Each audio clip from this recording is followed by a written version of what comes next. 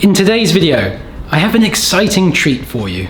I'm going to do a real-life audit of a Google Ads account that spends $122K per month on Google Ads for a company called Ergo Tune, who sell really incredible ergonomic office chairs. Hey, I'm Daryl. In the 10 years I've been running my e-commerce PPC agency Big Flare, I have done literally hundreds of Google Ads audits for e-commerce companies. Today, you will be able to look over my shoulder as I do a real-life audit, and in the process, you will learn how to audit your own account. You'll also get a bunch of ideas on how you too can grow your account. I'm going to cover search ads, shopping ads, and I'll look into their YouTube ad campaign for them as well. As I do this, you will learn my strategies around shopping titles, keyword coverage, ad extensions, campaign structure, and a whole lot more. So with that said, let's hop over to my computer screen and get started on that audit. Alright, so hello and welcome to this video review of Ergo Tune's Google Ads account. So in case you don't know, Ergo Tune are a leading manufacturer of these awesome ergonomic chairs that you can see right here, and they have been dominating the market in Singapore and have recently spread over and launched campaigns and advertising in Australia.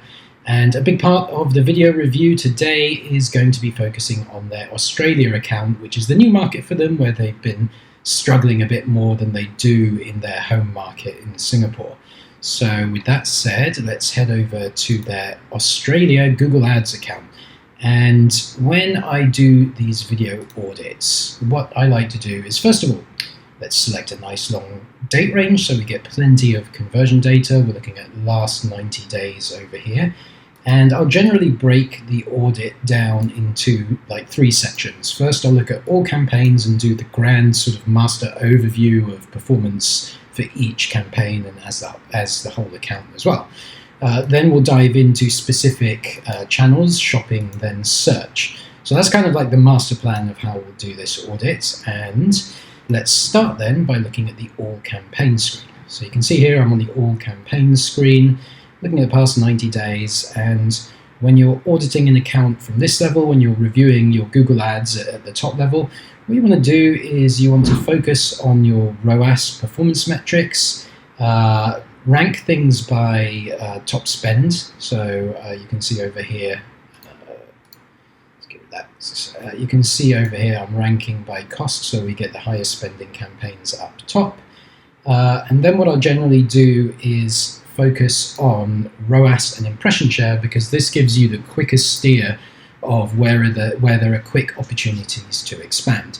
And what we can see overall return on ad spend is 3.34, which is profitable for Ergo Tunes because their COGS is around 50%, which means they break even at about 2x ROAS. So everything above 2x ROAS in theory should be profitable for them. And the 35% impression share is an interesting number. It's on the bottom end of the benchmark I'd have for a campaign like this. I normally look for 35 to 40% impression share and above as a sign, at a profitable ROAS, as a sign that you're getting a good share of the market. So it's a little bit low here, and if we dig into the stats for individual campaigns, I can see some opportunities here. The biggest opportunity is, or the easiest opportunity here is in brand. Now, if you've got a brand campaign that's performing above 800 or 1000% ROAS, in this case, Ergo Tune do. It's like 29x ROAS, which is great. It's fantastic. When your ROAS is this strong in brand, you don't want to be losing out any impression share at all. So 85% might sound good, but for a brand campaign that is doing this high a ROAS, I actually think that's not high enough. It should be above 99%, 100% ideally. And why is it not 100%? Well, these 2 columns here tell us the answer to that. We're losing about 3.5% impression share due to low bids. So you want to increase your bids in this campaign a little bit. And also losing 10% impression share due to budget. So you want to raise your daily budgets as well. Looking at this column, search lost IS due to budget, is a much better indicator than this, the limited by budget. I would just ignore this flag here. It's a bit iffy. Like, you can have 99% impression share, but if one day you lost a little bit of budget by accident and it didn't amount to much, you might still get this flag. So I don't use this flag as a sense of whether or not you're maxing out your budget and impression share. Instead, use this column here, and what I recommend for Ergo Tune on their brand campaign is to increase the bids to get this down to 0, to increase the budget to get this down to 0, and in doing that, you'll see your ROAS come down a little bit because you need to increase your bids, but it should still stay above 20x, I imagine, and you should be able to get this to 100% while still having a very strong ROAS. So in your brand campaigns, when you're reviewing your Google Ads accounts, guys, you want to look for that in your brand campaign. You want really strong ROAS, and assuming you do, then you should be shooting for 100% impression share. Now, looking at the other top spending campaigns, one is Smart Shopping, and here the Smart Shopping campaign is aiming for a 220% ROAS, and it's actually over-delivering. And it's for a Smart Shopping campaign, that's a fantastic impression share. And remember that Smart Shopping is going to be a mixture of brand and non-brand, so I'd normally look for around 40% impression share on Smart Shopping. The fact that you're getting 86% you're not losing any due to budget, and your ROAS is above the target that you've set. This tells me that you're probably going to make more profit in this campaign if you raise the bids by increasing your target ROAS. So in this case, the target ROAS is 220. I might take that up to 3x and then see the impression share come down a bit, but you'll see the conversion value grow, and like tweak that a bit until you find the ROAS that's the sweet spot for you that maximizes profit. Considering you break even around 2x, 220, I would suspect that you might maximize profit around 3.5 to 4x, but I wouldn't go there in one step. I'd raise the target. At the moment, the target is 220. I'd probably raise it to 3x as the next step, then let it stabilize, then compare if you're getting more gross profit off the back of that compared to the previous target, yes or no. Assuming the answer is yes, then I'd raise it again to maybe 3.5, see if you get more gross profit off the back of that or not. And one thing you can do to help you compare the ROAS target to your gross profit is to actually set up a custom column, which I've done here, called, I call it GP, just for gross profit. So under Google Ads, modified columns, you can go to custom columns, and you can see how I set this one up here. To set up a custom column for gross profit, enter in a formula for conversion value multiplied by your COGS, which is around 0.5 for Ergo Tune, and then subtract your cost, and then you're going to get a steer of gross profit. And then you can pull up gross profit next to your performance metrics here, and the next experiment I would run in Smart Shopping is to aim for a higher target ROAS and see if that nets greater gross profit, yes or no. Now, in the main search campaign, it's a little bit more tricky because you have a low ROAS and a low impression share. So it's not like you can just increase the bid, and most of the lost impression share is due to rank. It's due to low bids rather than budget. A little bit is being lost due to budget, so I would still raise the budgets here in this non-brand campaign. However, you've got a troubling combination of a low ROAS and a low impression share, which means you want to get the ROAS and impression share up, and the way to do that is going to be, rather than modifying bids and budgets, it's going to be more about increasing the efficiency of this campaign. And I'm going to dive into that later when we get to the search part of this audit. But first, other things to say on the all campaign screen. I did notice some display network accidentally switched on. So if you look at the logos here, what you want to see for your search campaigns is just the search logo. If you see this, it means it's set to run on the display network as well, which can cause some wasted spend. It is a risk. So if you want to check if you're wasting any spend on display network, you can come down here and segment by network with search partners. And luckily for Ergo Tune, it's not happening. So you can see here that, yeah, display network is turned on for this search campaign and for this search campaign, but luckily it's not really causing any wasted spend or anything like that. If you're running target ROAS or automated bid strategies, it's probably going to learn pretty quick within a matter of 100 clicks or so that display isn't working for you. But still, that was like $174 that you probably didn't need to waste testing display in this campaign. So I'd just be very careful with your campaign settings. Make sure you don't accidentally switch display on. Another danger of having display on is if you ever switched off of maximize conversion value and switched into, say, manual CPC as a bid method, then you might suddenly see all this display stuff flare up and spend loads of money with no conversions. So as a precaution, I would just, if you're going to target display, put it in a display campaign. Don't do cross-targeting where you're doing search and display in the same campaign. So we've covered most of this now. Bid strategy portfolios. Okay, so bid strategy portfolios for your search campaigns is going to help make everything just a bit more efficient. At the moment, you're not running bid strategy portfolios, which means your maximize conversion value, target ROAS bid strategies are working in single campaign silos. So each campaign is optimizing based on its own conversion data. Now, what you can actually do is you can come over here, you can go to bid strategies, and from here you can set up a portfolio and create a target ROAS portfolio. What that allows you to do is to group all your campaigns together. This doesn't work for smart shopping, so it's only going to work for these other search campaigns here. It doesn't work for smart shopping, but you'll be able to group all the other search campaigns together. And then what happens is, at the moment, this campaign is optimizing these 500 conversions on its own in a silo. This campaign here, it's only got 20 conversions, which is not a lot for the target ROAS algorithm to work with. But if you were to group these three non-brand campaigns into one portfolio, then all 550 or so conversions are going to be in the same group, which is going to greatly improve the efficiency of the bidding in this campaign and this campaign.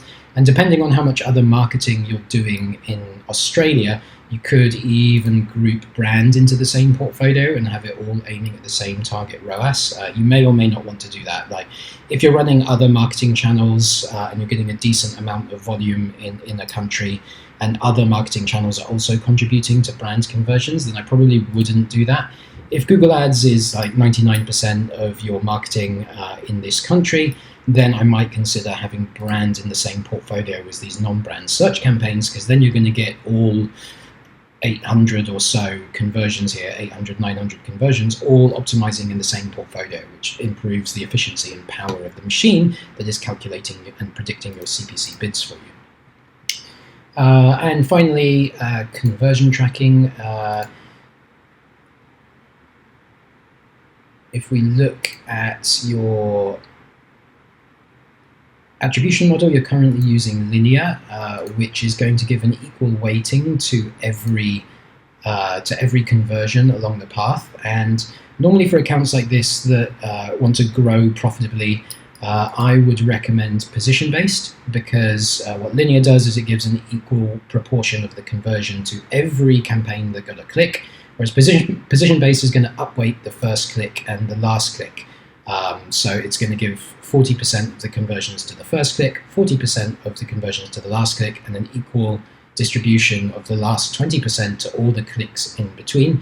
And what that's going to do is it's just going to help slightly upweight the campaigns that are driving that initial discovery. At the moment, under linear, you're going to get less conversion value tracked to the campaigns that are driving that initial discovery. Okay, that's all I have on the main campaign screen. Now let's dive into shopping. And one puzzle to solve in shopping is why isn't it doing more? Why is this non-brand campaign here spending 142,000 Singapore dollars, whereas smart shopping is only spending 30,000? I would expect smart shopping to be spending just as much as your search campaign, if not more. So that's one issue that I would want to look for and solve here. Let's go into shopping for Ergo Tune. And what we see straight away, so when you're reviewing your account, it's very useful to have your graph up here so you can see trends over time. I normally like to have cost, there we go, cost and ROAS. And what you see here, which I think solves the question of why isn't shopping spending more, is you've had these like times ago, they've had these times of outage, right? So there's outage times here, which without diving into their Merchant Center account, which I don't currently have access to. Just looking at Google Ads, it's difficult to tell if what I'm about to say is true, but I suspect that maybe there were diagnostic issues with the feed. So when you're reviewing your Google Ads accounts, guys, you want to be looking out for and preventing any outages like this. And you can do that by looking at your diagnostics in Google Merchant Center.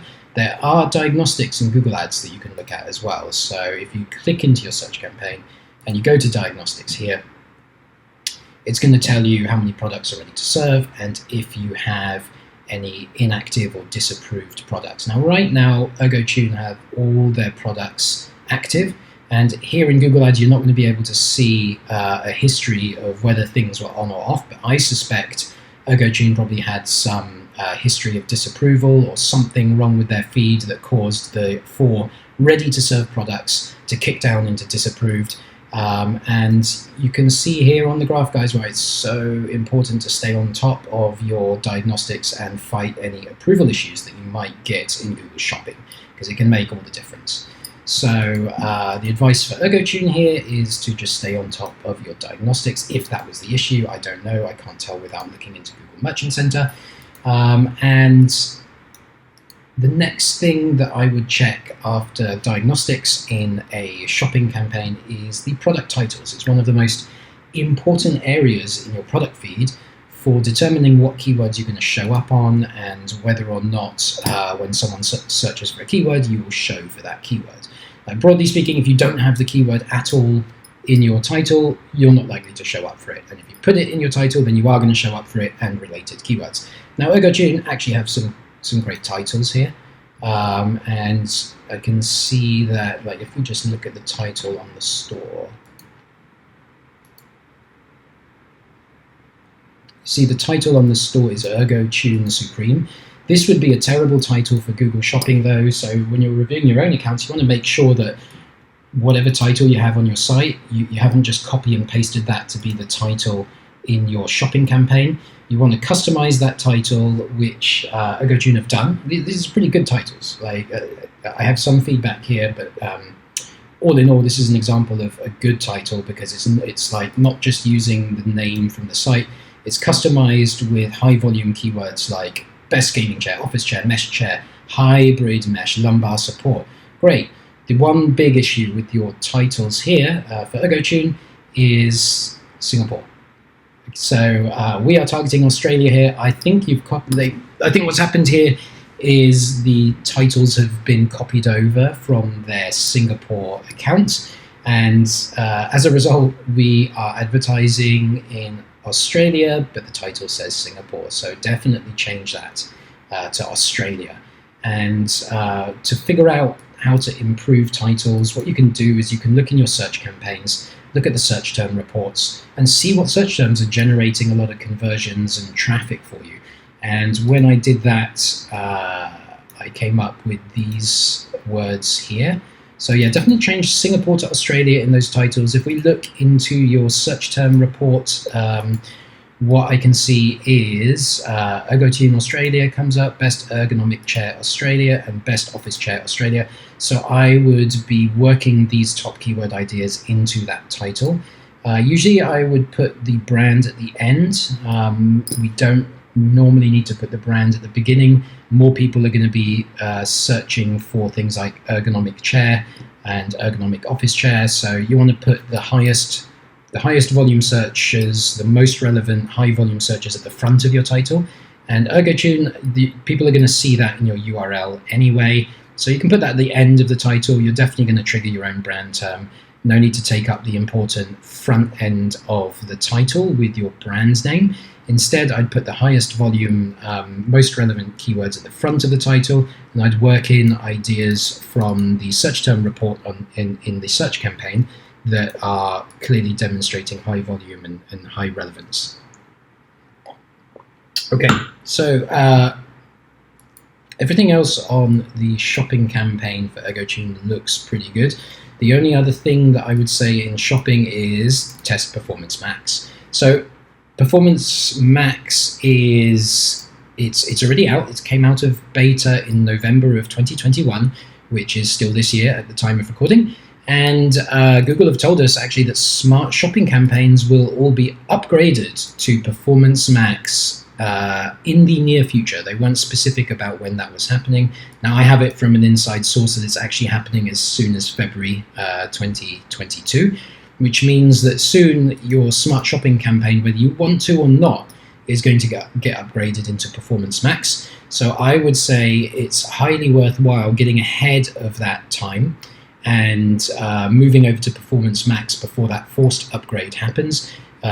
Create a new campaign, and note that when you move to Performance Max, it's going to steal a lot of your budget from Smart Shopping. It's probably going to steal most of your budget from Smart Shopping. So be prepared for that, but also be prepared for the fact that we're moving to Performance Max. Smart Shopping will no longer be an available campaign type next year. It's all just going to be Performance Max. Performance Max does get more inventory. It has access to more placements on Google than Smart Shopping. So by moving over, you may see a temporary decrease as you switch campaigns over, and the system has to relearn how to bid for Performance Max. But give it 3 to 6 weeks, and then I think the performance will have normalized, and then you should start seeing decent ROAS and better volume than you're getting in Smart Shopping. Okay, so that's shopping. Let's head over to search, and let me check my notes on my other screen. So, as noted earlier, we need to make search more efficient here, which I identified by noting that non-brand search has a combination of not high enough ROAS and also not high enough impression share. So the solution there is greater efficiency. And one of the things that I can see that we could change that would immediately improve efficiency is to look into the ad group structure and segmentation. So what do I mean by that? What I mean is that we have a lot of the non-brand spend happening in this one ad group here. And if we look into the ad group, we have got a lot of broad match keywords that have slightly different wording and themes. So, best chair, study chair, ergonomic chair, office chair, they're all in the same ad group, and they're all on broad match, which means you're going to be triggering, if your account looks like this, you're going to be triggering a lot of disparate and different search terms, and all those search terms, despite being different themes, they're going to be triggering the same ads because ads are controlled at the ad group level.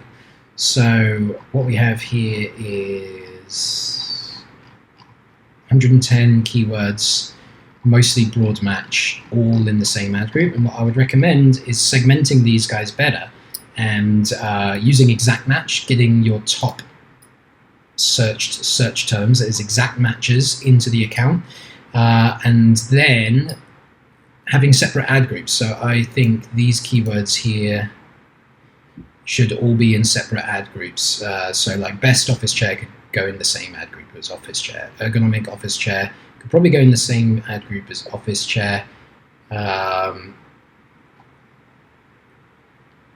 Best office chair Australia might want its own one. Home office chair would probably be its own ad group. Computer chair would be its own ad group. So these keywords here all have a fairly different theme. So office chair, I would say, would be its own ad group. Ergonomic chair should be its own ad group. These ones should be their own ad group, because then what you can do, computer chair, separate ad group. Best ergonomic chair you could probably put into a similar ad group as ergonomic chair. Study chair, I would say, would be its own ad group. Comfortable chair would be its own ad group. And when you do that, what you can then do is you can write more targeted ad copy and have more headlines around these themes. At the moment, you're having to create ads that try and work for all of these keywords. And that's not ideal. Instead, what I would recommend is having separate ad groups for each theme, and then creating highly targeted ad copy around that theme. And that's going to improve the efficiency for you and may help get that ROAS and impression share up at the same time. Another thing I'm noticing here is the landing page selection.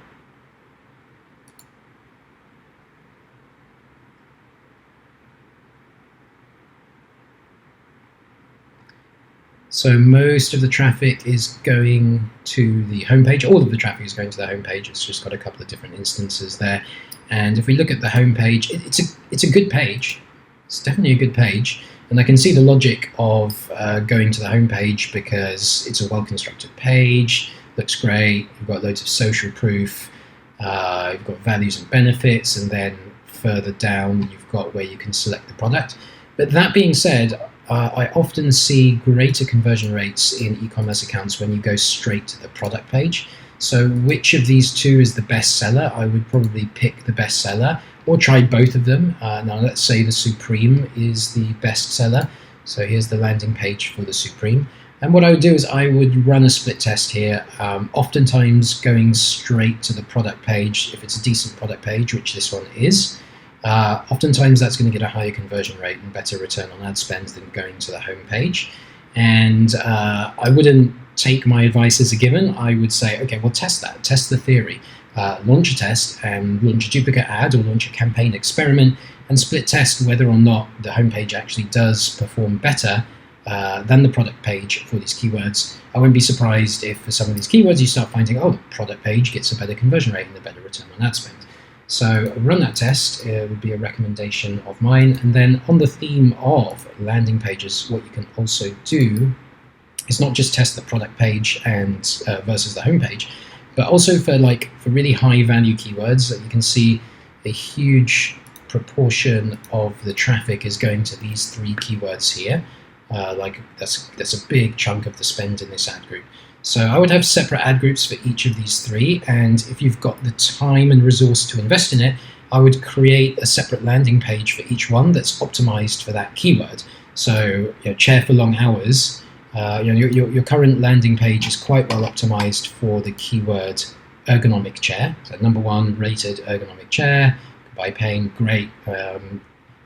But chair for long hours, so you could create a duplicate landing page that just has slightly more customization around chair for long hours. It could be #1 rated chair for long hours, and then it could be a message here about sit for really long hours all day without any pain, and then you could have maybe a bit more copy down here that includes that specific keyword to improve your landing page quality score.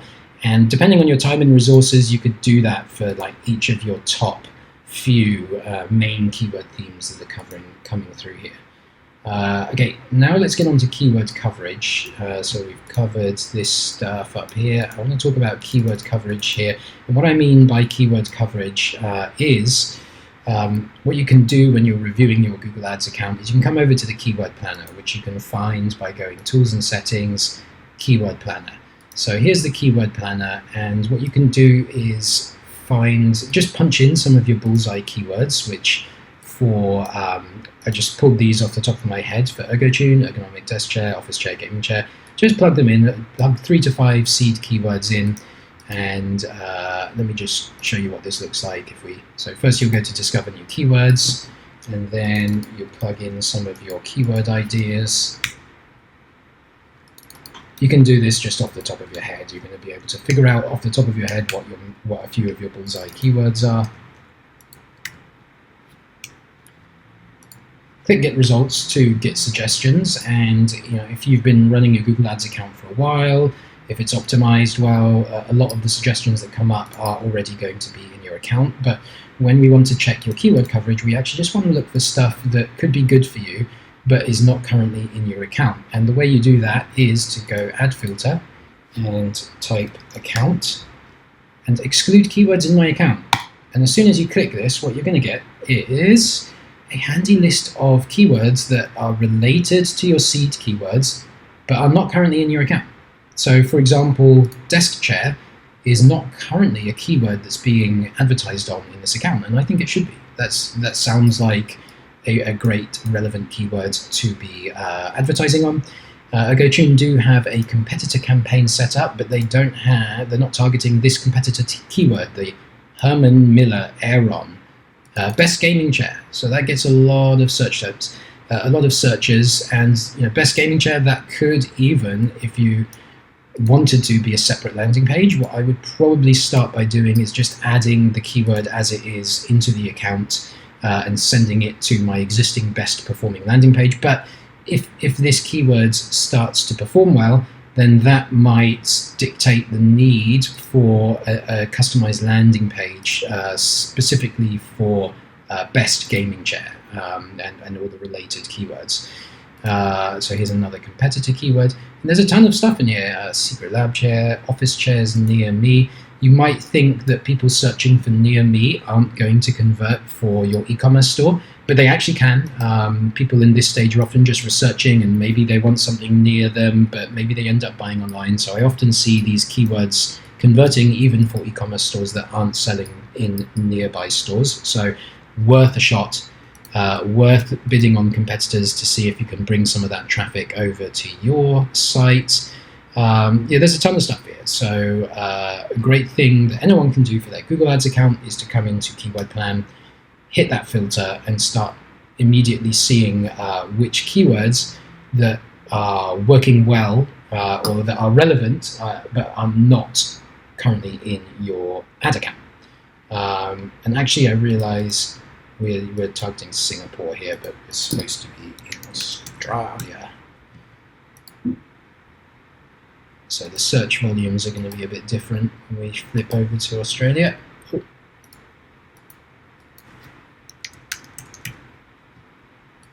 Probably get some slightly different ideas.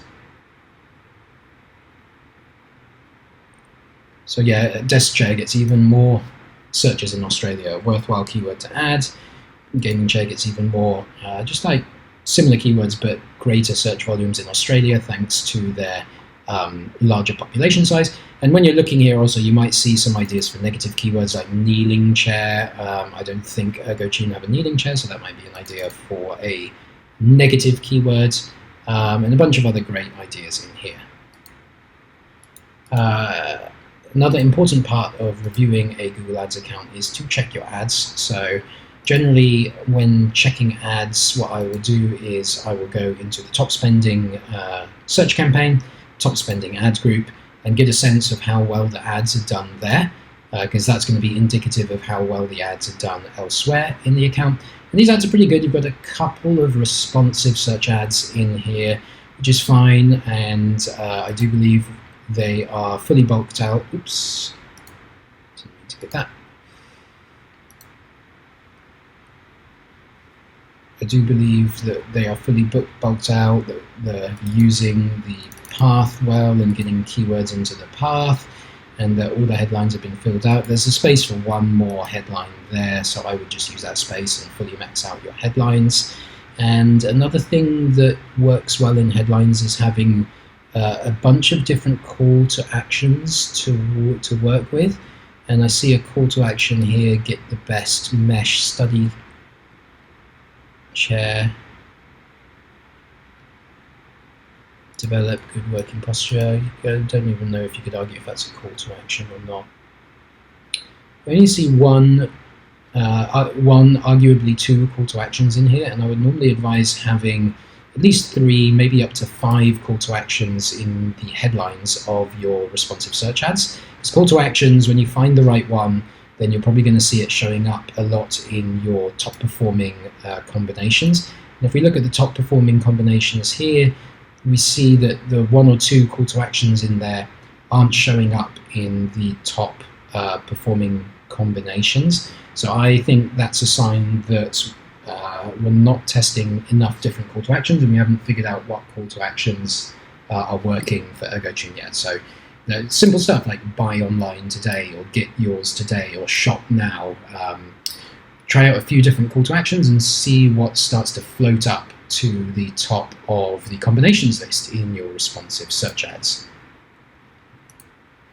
But other than that, the ads are looking pretty strong, just apart from the fact that we've got, I think, too many different keywords in the same ad group, which inhibits your ability to create multiple headlines that are really centered on that one theme of keywords. So considering the ad group structure, I think these responsive search ads are mostly good.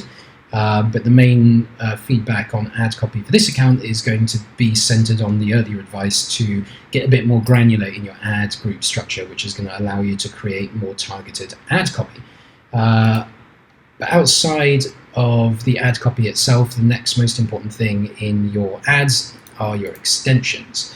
And when you check your extensions, I prefer to use this table view, maybe because I'm old school like that. This is the more old school view, and Google more recently added this summary view, which I'm just not used to using yet. I'm much prefer the old table view, because then you can immediately see how many site links we have. And if you go into your Google Ads account and you see you've only got 4 site links, then my advice is always going to be to bulk that out as much as possible.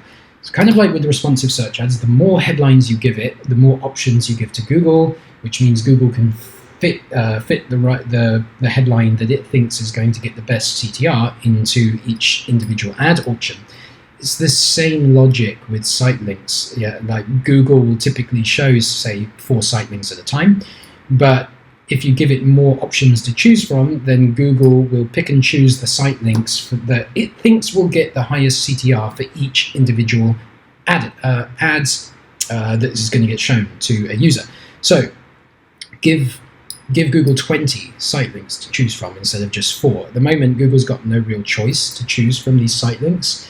If you bulk the site link numbers out to 20, which is the max allowed, you're going to get an increase in CTR because Google's going to be able to pick and choose the site links that work for you. And also, I would try and put a range of top performing keywords into your site links titles and descriptions. At the moment, these site links are very brand centric, but as we saw before, there are other keywords that can perform for you, such as office chairs Australia, ergonomic desk chair, that kind of thing. And then the same logic applies to call outs. It's the more the merrier. The more call outs you put in, the higher your CTR goes, because you can get Google to have more choice in which call outs to choose. We're using structured snippets and dynamic extensions. That's great. I don't currently see any price or promotion extensions. These 2 extensions are great as well. Yeah, I don't see any here. I would always recommend adding price extensions because those really bulk out the size of your ad, especially on mobile. Plus, they allow you to show the starting price right there on the search results. And then promotion extensions, if you're ever running promotions like buy one, get one, or money off, or free shipping, or whatever, you can put that into a promotion extension, which is going to further increase the size of your ad. Those are the main feedback points I have for Ergo Tune on their search campaign. The one final thing I would recommend here is something to help with your keyword discovery. What I don't see right now is a DSA campaign. So I see brand and non-brand search campaigns, but I don't see dynamic search ads. So I would recommend adding DSA or dynamic search ads as a discovery campaign. Dynamic search ads will automatically do the keyword targeting and generate the ad headlines for the pages that it scans on your website. It's not as high performing as your main manually created campaigns, so don't rely on it for high performance, but instead rely on it to try and discover new keyword ideas for you, because what it does is it automatically scans your site. It will create ads for all the keywords that it finds on your site, and it does sometimes find some interesting keyword ideas that you don't discover yourself when you're looking in the keyword planner, when you're doing your own keyword research. So I would be running DSA on a fairly low-ish budget, maybe 50 or $100 per day.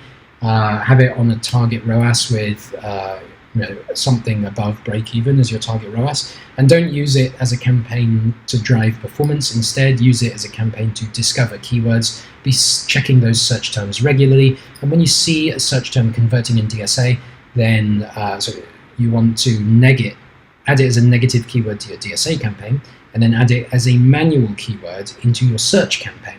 So this is purely for discovering keywords that you haven't already added to search. So as you launch your DSA campaign, what you can do is you can start by adding all your existing keywords from your existing campaigns as negative to your DSA campaign, and that way it kind of ensures that your DSA campaign really will be a discovery campaign. It's just there to try and find new, novel, interesting keyword ideas for you.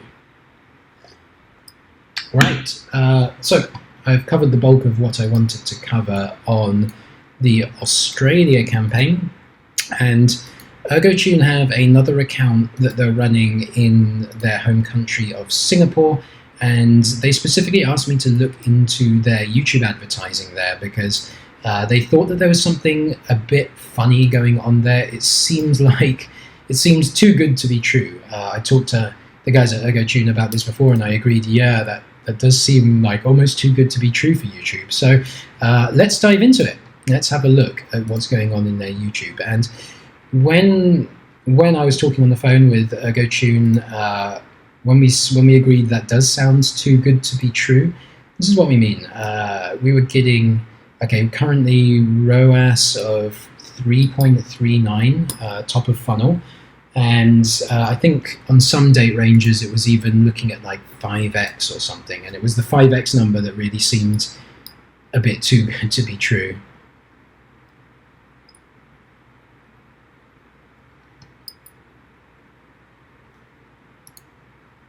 Could it be last month?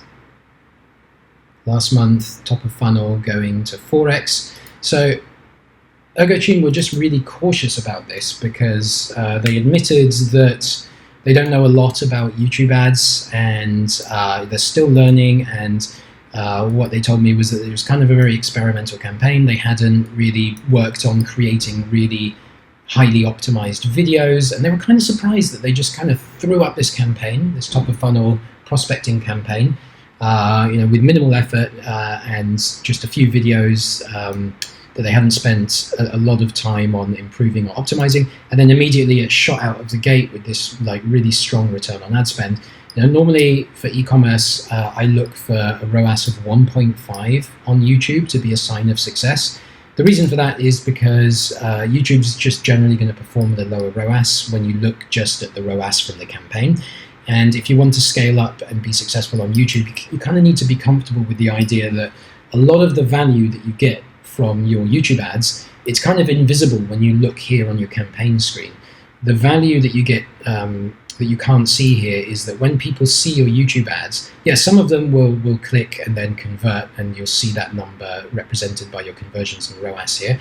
But a lot of people they don't click YouTube ads, but if they watch a minute video of yours, a 2-minute video of yours, if they didn't skip and they watch the whole ad, that's a lot of value. Those people are going to have a much improved chance of conversion the next time they see your Facebook ads, and they have an increased chance of searching you online and coming to your site and buying later after triggering a brand ad or an organic brand listing. And you don't see a lot of that value here. And normally what I see is if you're an e-commerce store and you're comfortable at getting to 1.5 to 2x ROAS on YouTube and then scaling, once you hit that scaling, you'll still only see 1.5 to 2x ROAS on YouTube, but as you start scaling up the spend, you're going to start seeing some other really cool stuff going on, like increase in conversions on Facebook ads, increase in conversions on branded search, increase on organic and direct conversions. And so Ergo Tune were suspicious, and I was suspicious, that this ROAS just went so high straight out of the gate. So a challenge here was to try and figure out, is this even real, or is there a conversion reporting issue where it's maybe double counting conversions? And that's a great, if you ever see something like this in your own YouTube ad campaigns, that's a great question to ask. And what I can say to the guys at Ergo Tune is that I've checked this, and it looks good to me. I can't see any double reporting or anything like that. Now, one thing that I was wary of when I was talking to Ergo Tune on the phone was maybe a common mistake that I see in Google Ads accounts is you double count conversions because you've got multiple conversion types set up, and you can check that by coming to your conversion screen and just checking under your conversions here. And what I can see here is that transactions is marked as primary, and purchases is marked as secondary, which means it will be observation only. It won't be counting towards the main conversion column, which means that in theory there shouldn't be any double counting happening here. So if you ever suspect in your own accounts that there might be double conversion reporting, this is where you want to check, and you just want to check that you haven't got multiple primary conversion types that will all be contributing to your overall conversion goal. Now, in this case, we don't have that, so that's my first check done. And another thing you can do is you can segment by conversions, and then you can go conversion action, and then you can see which conversion is actually triggering all the conversions that you're seeing here, right? So there's a few different options. You've got conversion or conversion category, so purchase or engagement. So you can see it a few different ways. I normally like to use conversion action because that's going to map closer onto the conversions that you see in your conversion screen up here. And then what I do notice here is something interesting, which is despite the fact that in this account we've marked the Google Analytics imported conversions as the primary action, and purchase Shopify, which is the website conversion pixel, is marked as the secondary. And purchase Shopify does get a lot more conversions than the Google Analytics tag, and that's to be expected. The reason for that is because Google Analytics is going to be seeing traffic from all sources, including Facebook ads and direct and SEO, and Google Analytics is only going to be awarding Google Ads the conversion when it's the last click in that conversion path, whereas this pixel here is going to be awarding Google Ads the conversion whenever it's in any conversion path, regardless of whether it's last click in the overall conversion path. So this is not necessarily an issue, having much more conversions here. It's fine. It's the way the website conversion pixel works. And I see that the YouTube campaigns are using the purchase Shopify conversion pixel, which is also fine. It would have been an issue if we'd done this segmentation and I'd seen purchase Shopify and the transactions conversion number showing up in here. That could have indicated double reporting, but we're not seeing that. And I believe this is intentional. I believe it's been set up this way on purpose because I can see in the campaign settings that it's been set to use that conversion action.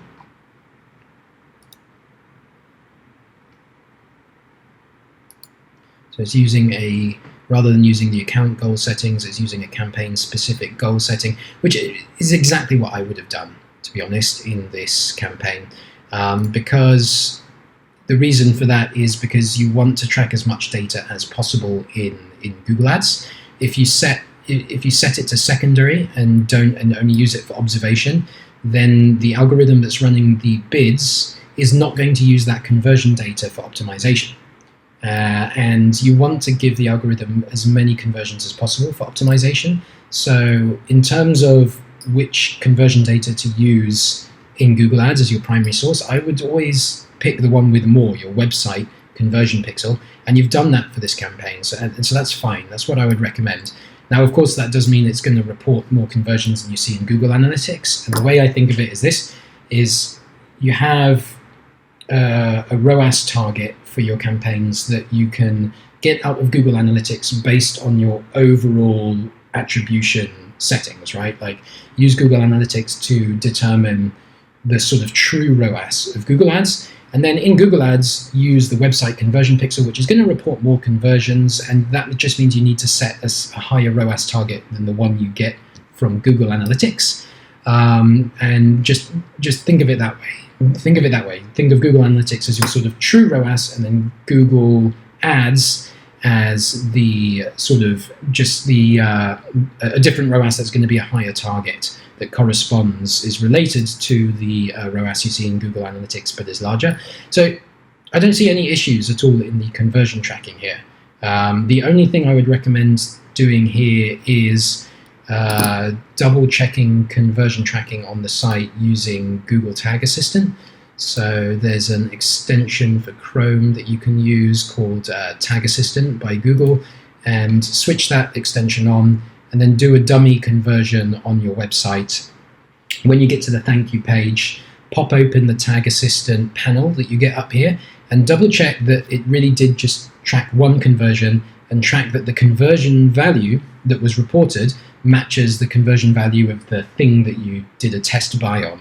Now, assuming that all runs fine, then I think conversion tracking in here is fine. I don't think there's any issues here, and I think it could be true. You're getting a really good return on ad spend. I mean, possibly it's finding and targeting people that are already aware of you.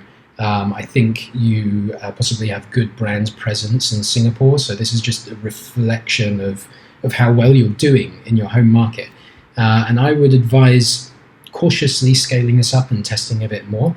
And what I'm seeing at the moment So I would advise, like, assuming that Google Tag Assistant doesn't show up any issues, I would advise just scaling this up a bit and seeing if the increase in conversions that you see in Google Ads maps onto an increase in conversions that you see in your actual bottom line. So at the moment, what I'm seeing in this campaign is that it's kind of hitting the ceiling. It's gone up over Christmas, but during the normal parts outside of Christmas, kind of looks like it's hitting a bit of a ceiling.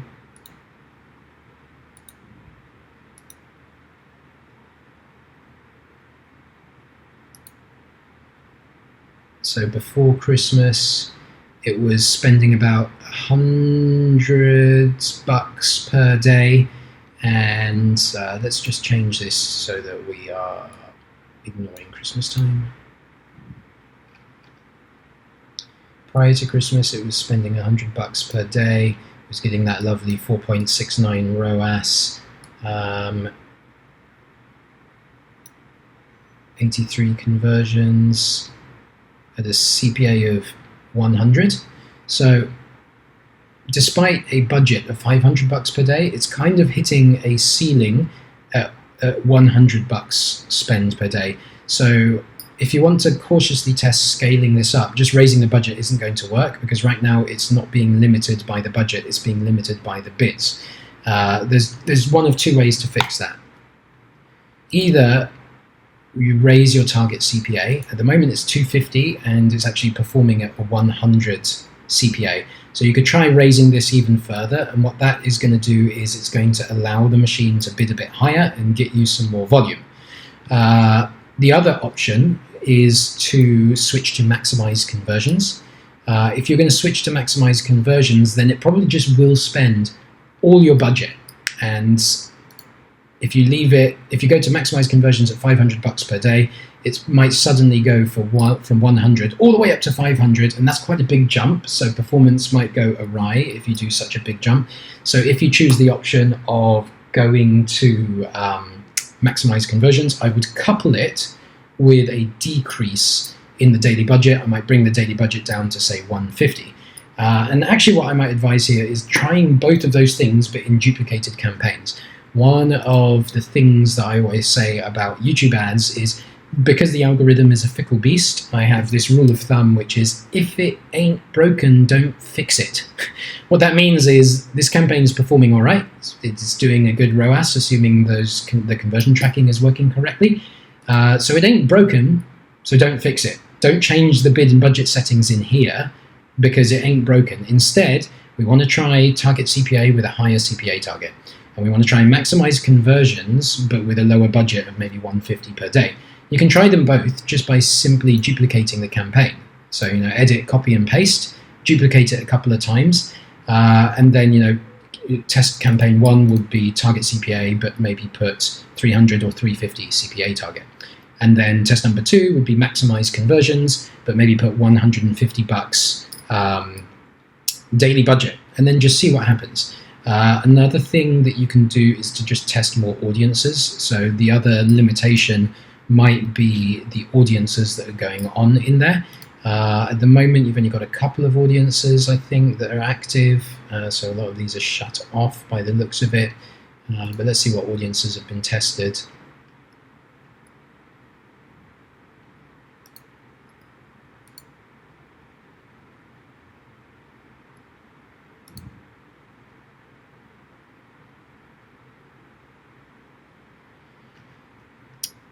This demonstrates something that I often talk about in YouTube ads, by the way, which is that with YouTube ads, you normally get better performance and more volume and results, not by targeting your bullseye keywords, but by targeting the related interests of your target audience. So this is a great example. Like, a lot of people, when they're setting up a YouTube ads campaign for the first time, they'll come in and they'll go, okay, placement targeting, and they'll target placements for videos about ergonomic desk chairs. And then they'll go keyword targeting, and they'll target people searching for ergonomic desk chairs. And then they'll go custom audience targeting, and they'll go people in the market for ergonomic desk chairs. And that sounds all well and good, but what happens then is your volume shrinks so much your potential volume shrinks so much that it just never does anything. You need to find a balance that is more skewed towards big audiences, because YouTube works best when you find big audiences to target. And the way you do that is to target related interests. In this case, people interested in ergonomic desk chairs are usually interested in health and fitness. So lo and behold, health and fitness buffs, which are the affinity audience, is the best performing audience here. So I think as you look to, you're testing 34 different audiences. And so another thing I would advise here is testing more and different audiences. I think right now you're targeting some broad in-market and affinity audiences, and then your custom audiences are very bullseye focused. So people who searched for office and ergonomic chairs. I would test some custom audiences, but going a bit broader, right? So look at that idea of testing the related interests. So people interested in ergonomic desk chairs, what else could they be interested in? Well, chiropractors, people who are interested in things like shoulder pain, right? So I'm someone who goes to the chiropractor. I'm a gym person, and I'm the kind of person who might buy an ergonomic desk chair. And right now, I'm not searching for ergonomic desk chair online. But right now, what I am looking into is a chiropractor to help with my shoulder pain that I've got from doing some incorrect lifts in the gym. So think along those lines and think of some other custom audiences you can create. Because right now, you can see here that your custom audiences are sort of lower down in terms of conversion volume, and what's working better is the in-market and affinity audiences. That's not necessarily because in-market and affinity works better than custom audiences. It's just that in-market and affinity, you've honed in on some related larger interest ideas that have bigger volumes. So I would take that idea and run with it and create some different custom audiences to target here. And that's a third thing that's going to help you try and expand the volume in YouTube a bit there. So volume expansion for YouTube, we've got 3 main ideas there, which is 2 duplicate campaigns, maximize conversions with a lower budget, target CPA with a higher CPA target, and then thirdly, test some more custom audiences to see if that helps build the YouTube ad spend for you. All right, guys, so I hope you've enjoyed that video review. That's all I've got for you here. And yeah, let me know in the comments below if this has been useful. Hey guys, I hope you enjoyed this video audit. Let me know in the comments below which of the strategies I showed you that you are going to implement for your Google Ads account. And be sure to give me a thumbs up if this video helped you, and I'll see you on the next one.